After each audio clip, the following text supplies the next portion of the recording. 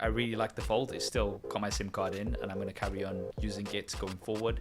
But I think the one that's going to be more appealing to people is going to be the Flip. And let's talk about the Flip. So the Flip, I tried out at the hands-on event. UK supplies with Samsung are very limited apparently, because I still don't have my Flip. So I'm going to have to either wait till they send me one or just buy one when it comes out in a couple of weeks. But you have had the Flip from the day of launch. So Samsung US, thumbs up. You guys have been on the ball, getting stuff out to people straight away, which is awesome. I want to know your thoughts, because I can share my thoughts with my hands-on, but obviously I haven't had the day-to-day experience that you've had. I really like the Flip, so I ordered one. That's just the first thing I'll tell you. Okay. Is I went ahead and pre-ordered a Flip. If you're going to get a Flip, though, get the matte black, because that's the only one that's matte, and it will not slip and slide. I don't know why they didn't make the rest matte, but that's the only one. Because so BoardFam did her selfie photo shoot with it, and, she really loves it, because for her it is, taking the picture. I don't need to ask anybody. I just need to tilt it, put it on something, and then I am good. And watching her do that, I was like, that is so true. We've known it before, but now that cover display makes it easier for you to frame, your photos. But we placed it on top of like this pole that had like a flat surface. And then it just started sliding. Okay. So I had to decide to either drop my A7S III or catch the Flip, and I was like, no, A7S, I'm still holding this.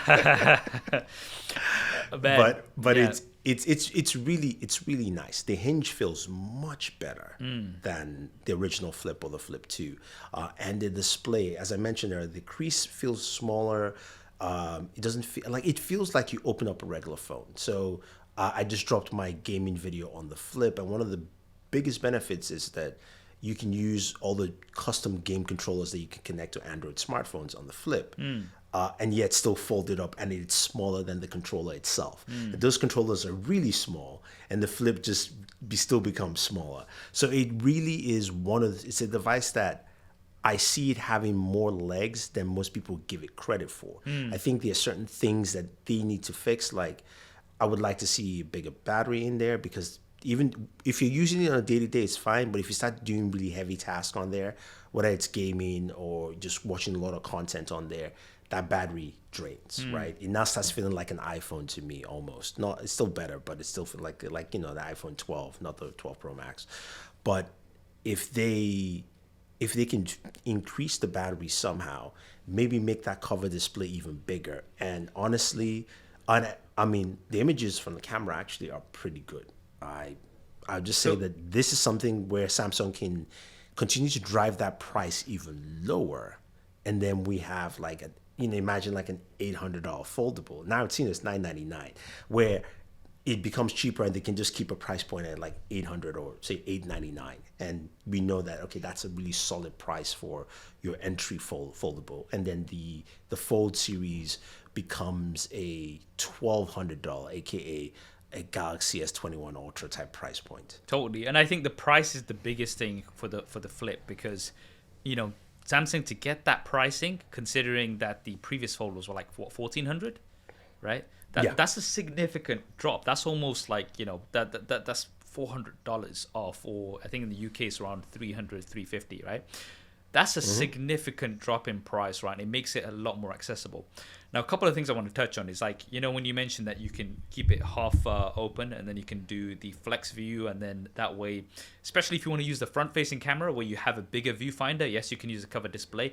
This is something that you really can't do with the Fold, because with the Fold, the front-facing camera on the main display is now not as good, right? So you kind of, if you want to do those selfies and stuff like that, if you want to maybe shoot some TikToks or whatever it is, while you can still see your framing without having to use any tripod or any mount or anything like that. One thing that really annoys me on TikTok and Instagram Reel, when there's these trends, right, where people, where they do the outfit changes and things like that, right? Yeah. The point of change, right? Okay. It's like the camera's moved, and it's just like, I'm sorry, but I don't expect everybody to be a camera expert, but can you not just keep your phone in the same place Why do you have to move the phone? Why can't you just keep it in the same place, go change, and carry on recording, right? Because it's just, because in the transition is just you can do.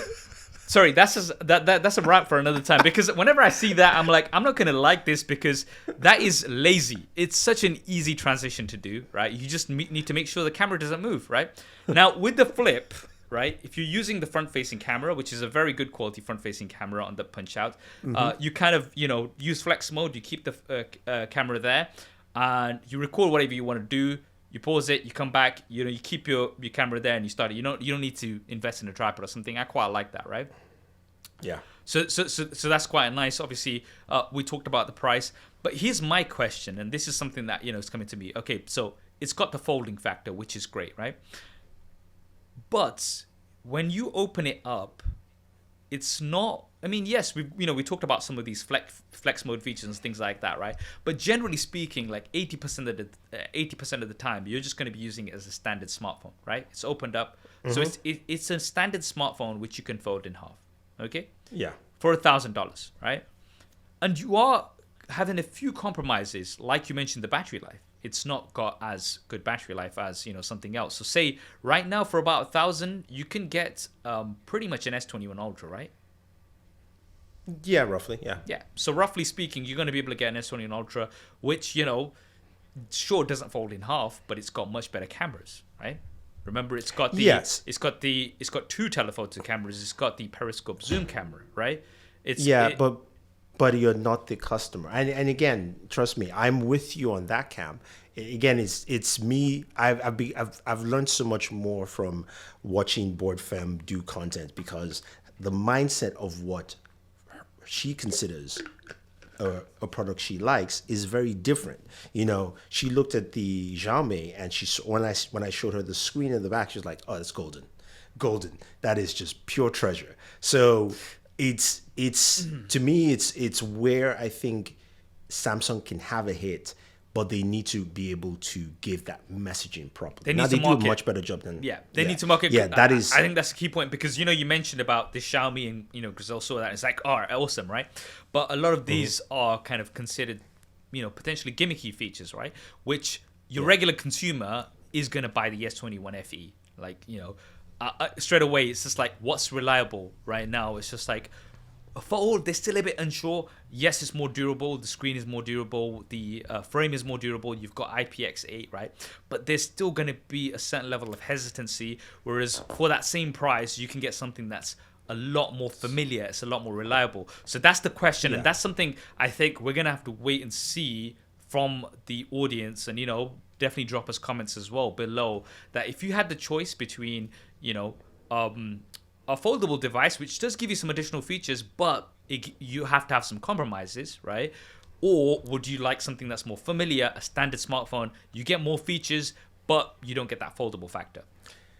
Yeah, I mean, I definitely agree with you there. One of the things that I found quite interesting with the gaming video I dropped was there were a few people who were like, I pre-ordered it. I wasn't sure about gaming. It looks like it's like the S21 Ultra. Thank you. And I think to me, they have a gold mine here. I don't know how they will achieve it, but looking at the accessories, the keychain accessory for it, like they've got these really cool things that fit to a very different generational mindset of like, this is mine. Let it be mine in its own cool way, which has always been there. But we've kind of gone into these silos of Apple, Samsung. Now it's like, I just want to accessorize my stuff. And I think that comes into play. So again, maybe we'll see Samsung probably closer towards the holiday, where we're going to see more like advertising, more maybe working with designer brands to make it like a mini purse. Like I can imagine those kind of things going on, where we're going to see more push from that. We'll see less of a push from the Fold itself, because it's still quite niche. Yeah, it's niche. Like you want to fold, but now you can either get an S21 or you can get yourself a, Flip. To me, I've always said that the Flip should have been the extension of the S line. Should have been, because like you said, there's nothing more to it other than it flips, and now it has a cover display. But it's still an S phone. I mean, that's all it is. So that's where I think it should lay. The Fold is a little bit different, where you can say it argues for the Note, but it's still its own beast. Yeah, it is. But I mean, I would say, you know, obviously we're kind of discussing some of the potentials, but the Flip for me, I think is such a, coming in that price, it just makes foldable devices so much more accessible, right?